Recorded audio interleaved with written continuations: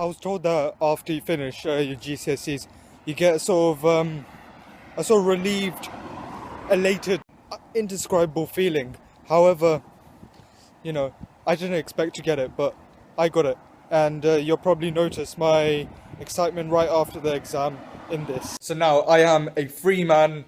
GCSEs are finished. Physics done. Geography done. Maths done. Maths, if I get a 6, that's a disaster. We'll have to wait for that to, when August 22nd comes.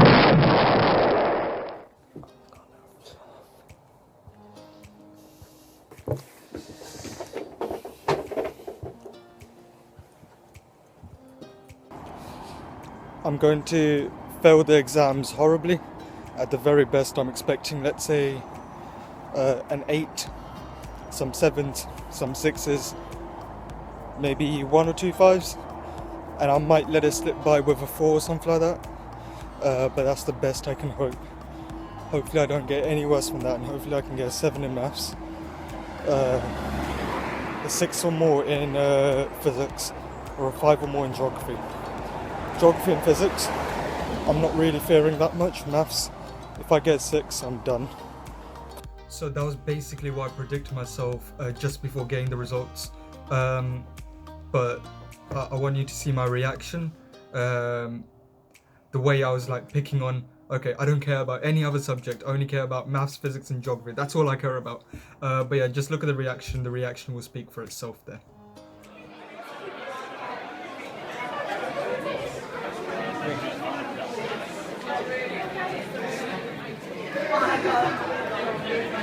Wait, okay, maths I got an 8, geography I got a 6, physics I got a 7, I got the grades, yes. So anyways, you'll probably notice better video quality here, because I've gone away from my iPhone 5 and I've shifted towards a Galaxy S9, which honestly in 2019 is, very good camera. Probably, I believe, not as good as the S10, but still very, very good. 4K and all that, and all this fancy tech, shall I say. But anyways, I'll get through to you my best, my worst, and my okay grades and subjects, shall I say. So anyways, overall I got grades 8, 7, 6, 6, 6, 6, 6, 6, 5, 4. So basically dominated by 6s mainly, which is okay, not that bad. And so my best grades were subjects that I want to take were maths, physics and geography, because I want to become, well, basically a commercial pilot right over there. Okay, and you will need definitely, those 3 subjects would definitely help you for A-level, if you want to actually increase your chances of getting a job in that sort of industry. So anyways, I got grades 8, 7 and 6. For maths, if you ask me how I got an 8 in that subject, like honestly, I genuinely don't know, because for like the past 5 years I've been bordering, let's say, 6 and a 7, a 6 and a 7, that kind of thing. And I was like, honestly, after the GCSE maths exams, I was dreaming for a 7. That's what I was like worried about. I was like, please just give me a 7. And how I got an 8, I really genuinely don't know. I don't want to remark, because honestly, I'm really satisfied with an 8 in maths. Like, considering in the mocks I got a very, very low 7, like literally borderline into a 6, that kind of thing. But anyways, for physics I got a 7, in the mocks I got a 7, and I'm happy with that. The exams weren't that bad at all. They were pretty decent. And for me, I saw them as grade 7 decent, shall I say. I was thinking, I predict myself to get a 7, and I got a 7 in the real GCSEs, just like I did in the mocks. And then when it came to geography, it was a big improvement. I got I was 1 mark away from a 5. Still not very good grades at all in the mocks, but in the real GCSEs I got a 6. And I'm satisfied with that sort of grade. Apparently geography is not like the world's most easiest subject to study, but it's the same with history. History and geography, they're like, I don't know, they have this sort of same level of difficulty, shall I say. I mean, they're both facilitating subjects, shall I say. So, they're never going to be super, super easy. But yeah, I'm happy with what I got it with geography, a 6. What I will tell you is that when it came to geography, what I learnt was just honestly revise the textbook, revise the textbook. And when I mean revising the textbook, read the textbook. Okay, in the weeks or months leading to the exam. Okay, that information will automatically click into your head. And when the questions ask, for example, recall, like ask you to recall a specific piece of information, they tend to be about 1 mark or 2 mark questions. They tend to be worth pennies, or peanuts, should I say. Um, so really, it's mainly about understanding the information and also being able to kind of maybe expand on points. You don't need to memorize your explanation. Just, I don't know, learn the points, be able to make up your own explanation in the exam, in a way using logic. There's nothing wrong with using logic, shall I say. Um, in fact, it can save some, I don't know what you call it, RAM space, or uh, storage space in your brain, for pretty much other subjects, or for other areas of, for example, geography, let's say. So yeah, that's basically my tip to you, if you um, want to actually get decent grades and you don't want to get very rubbish grades, shall I say, like a 4, basically. Anyone can achieve a 6, and it's just about putting a bit of effort. And if you go the extra mile, you can get a 7 plus, in terms of your sort of grades. So those are my best 3 grades that I actually want to take for A level pilot related subjects. Um, okay, and when it came to my worst 2 grades, that was English literature and language, with grades 5 and a 4. They're all passes. I'm happy enough about that, just passes. I did think I would get grade 6 and a 5. Definitely, I knew that English would be somewhere along the lines of my worst subjects, and yes, that's true. In fact, my grades 5 and a 4 for English lit and language, okay, is what I actually got in the mocks. So very accurate, shall I say. Um, when it came to literature, paper 1, I can definitely remember uh, not actually putting in context into my paragraphs. So I probably automatically got a sort of low marks for my sort of essays. The questions were pretty good. I knew the quotes, I knew the explanation behind the quotes. Um, that's the only bit where I would probably memorize or at least learn the explanation. Um, but yeah, basically I forgot to write about context, time pressure as well. My lack of fast writing skills got me a 5. Also, lack of practice. I'll say that. When it came to language, lack of creativity skills, lack of fast writing, time pressure, basically lack of English skills, communication skills, that kind of thing. I don't know. Got me a 4. To be honest with you, if you go to, I don't know, Bangladesh, English is probably about, are you proficient enough at speaking English? Okay, it's like French in the UK. Can you actually speak it enough? Can you speak it fluently? That kind of thing. Can you read and write? Which will get you a grade 9, let's say. In the UK, English is about analyzing specific pieces of information, being creative, and I'm really not a creative person. Okay, I'll probably follow things to the book. So, for example, in aircraft, if there's an engine fire, I'm not going to be very creative, unless I really have to.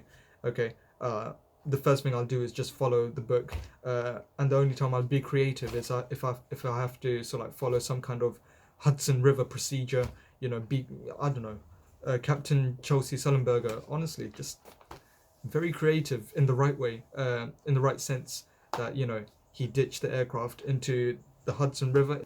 And then when it came to my other subjects, biology, chemistry, computer science, economics, and French, I got grade 6s for those. Um, okay, so when it came to biology, I actually got an 8 in the mocks. That was my best grade. Instead, this time it's maths, which is okay because I'm not planning to do CPR in the cockpit or in the cabin, with my biology skills. Okay, I've got GCSE biology. Okay, that's enough. Okay, I'm not going to use an EpiPen into somebody. Okay, there's probably going to be a real doctor on board the aircraft to do that. But anyways, I got 6 for bio, and what I will tell you, what I can definitely remember was paper 1. They asked about convoluted tubules. They asked about cauliflower, explants, crime solving.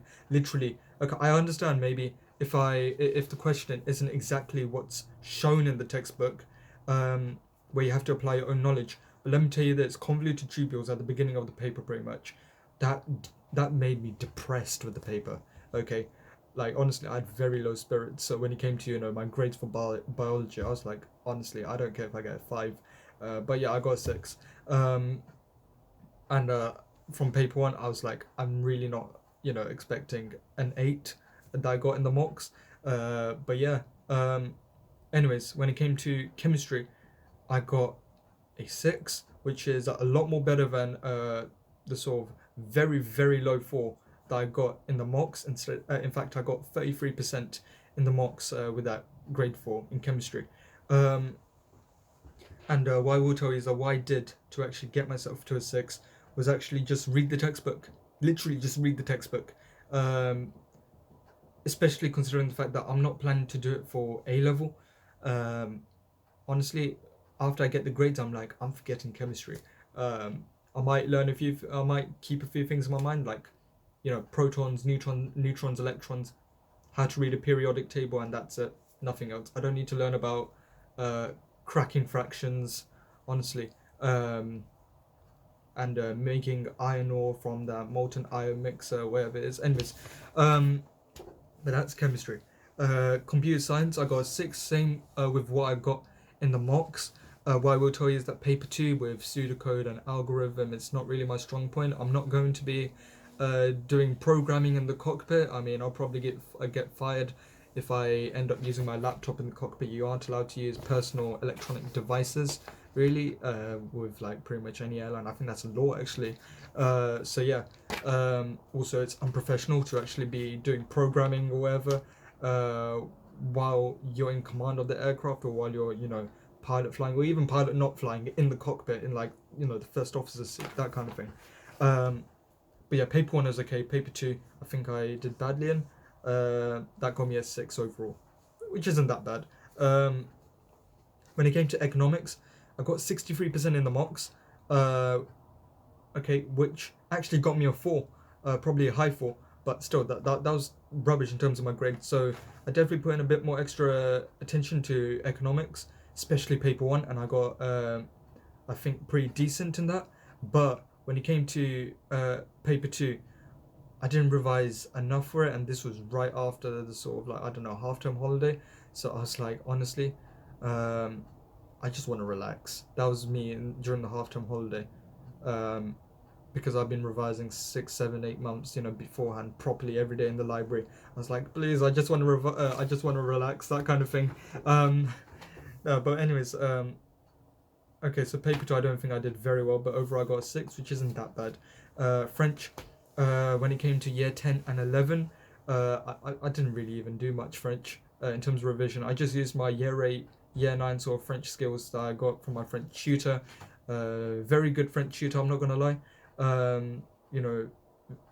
Very effective in getting me a grade 6, while other students probably got a 5, maybe even a 4, and I don't even want to think of students getting 3s. But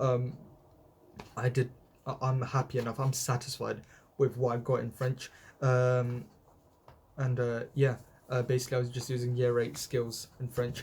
Also, when it came to my French speaking, it was actually about wanted to become a commercial pilot. So I was like, je voudrais devenir a pilote de grande avion parce que c'est mon rêve. So I would like to become a pilot because it's my dream. Honestly, I was literally that was my sort of speaking presentation about wanting to become a pilot. The pilot uniform is very good.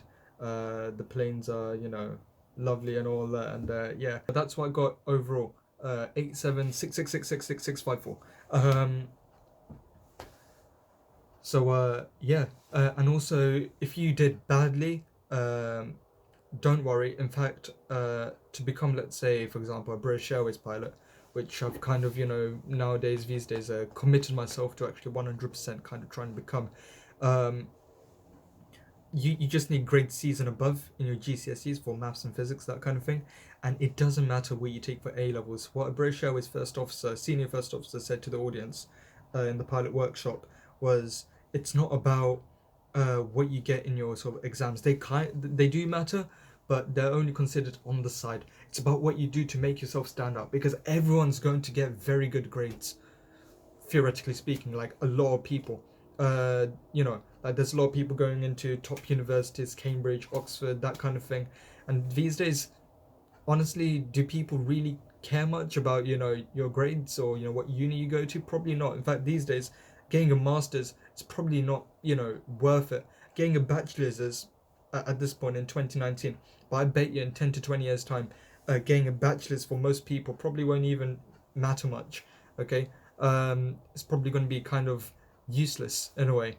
I want to get a bachelor's just as a safety net for the next 10 to 20 years time, like I don't know, like 20 years warranty, shall I say, for peace of mind.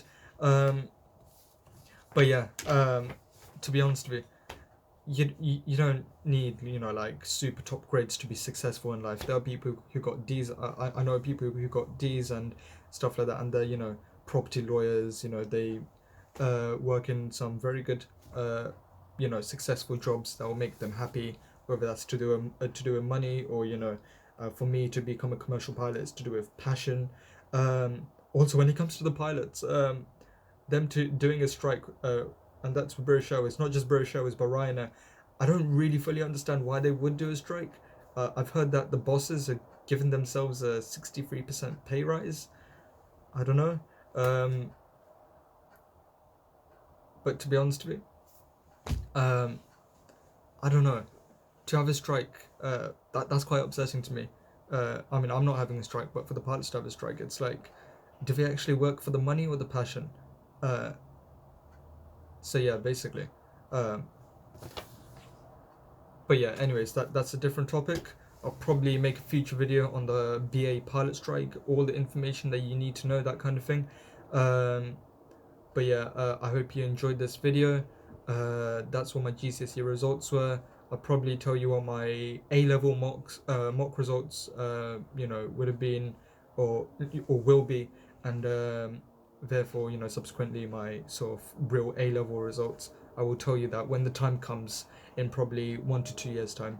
But yeah, if there's anything you would like me to make in terms of videos in the future, please let me know in the sort of comment section below.